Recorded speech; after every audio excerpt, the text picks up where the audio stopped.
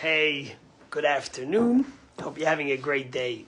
So in this week's Torah portion, as I mentioned earlier this week, we study about the building of the tabernacle, the Mishkan, making an edifice, a place for God in this world, a home for God. And it actually was the first fundraiser ever made by the Jewish people. And the Torah speaks about all the 15 items that were donated to build a tabernacle. But the Torah says, God tells Moses, speak to the Jewish people, v'yikhuli truma, they should take for me a donation. And the question, of course, is, it should have said they should give for me, not they should take for me. What is the Torah telling us by saying they should take for me? And the rabbis say something so powerful that's become the essence of how we view things as Jews. That when a person gives, he's really taking. And only that which you give is really yours. And the greatest satisfaction and the greatest joy in life you get is from being able to give. What do we always bless ourselves? We should always be on the giving side, not the taking side. In fact, the rabbis tell us something so powerful. The word ahava, which means love, comes from the root word, the two middle letters, is hey and beis, which is hav, which means to give. Because ultimately, true love is when you give. And that's why the greatest love is the love of a parent for their child. Because we're always giving our children. We're always being generous with them. And that's why the Torah teaches us the fundamental idea in Judaism, right when the Torah speaks to us about the contributions to the temple, v'yikhuli truma. Don't think you're giving, you're really taking. The Midrash tells us a remarkable story about this fox who came and saw this beautiful place of fruit, but it couldn't get in.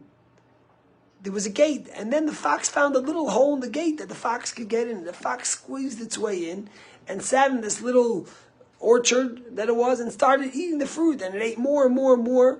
And then it tried to get back out, but by the time it tried to get back out, because it ate so much, it couldn't fit out. So it stayed inside, and it went on a diet. It didn't eat anything until it lost all the weight. And only after it lost all the weight was it able to get back out. And the Midrash says the same is true of life. We come into this world, our fists are clenched. We want to grab, we want to take, we want to accumulate. But then when we leave, our hands are open, because ultimately we can't leave with anything. So we accumulate, and then we leave without anything. But what the Midrash says the fox should have done is the fox should have taken some of the fruit and thrown it over the fence. And then when it would have got out, it would have had fruit. It wouldn't have to fast to be able to get out.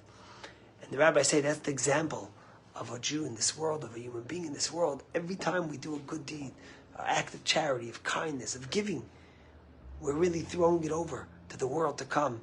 So we should be able to have something, value of what we gave, because ultimately that's who we are. And there's a famous story with Sir Montefiore, when they asked him how much he's worth, and he said $2 million, and they laughed, and he said, you're worth much more. And he said, I'm only worth what I gave, because everything else can lose in a minute. But what I gave, I can't lose. You know, on Monday we watched a remarkable story of the rescuing of the 2 hostages. And there's so much to speak about it. But one thing I saw that was really powerful is that when they came in, the commandos, into the house, the 2nd floor, and they neutralized the 3 terrorists that were watching these 2 hostages, they noticed that one of them was Barefoot. And the soldier that took him out, and they took them with ropes first out the house, he carried him the entire way. And then when he came there, he took off his boots, the soldier, and he put it on to the hostages' feet. And he went on and he fought the rest of the mission without shoes, barefoot. That's the story of love. When we give, when you give your boots, when you give to someone else, it shows the greatest amount of love. You're really taking.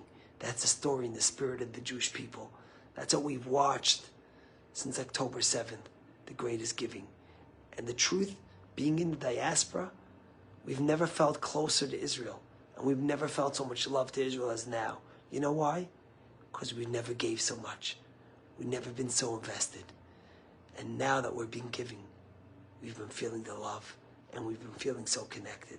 So remember that the next time you do something good, the next time you give charity, the next time you help someone, you're really taking. God bless you.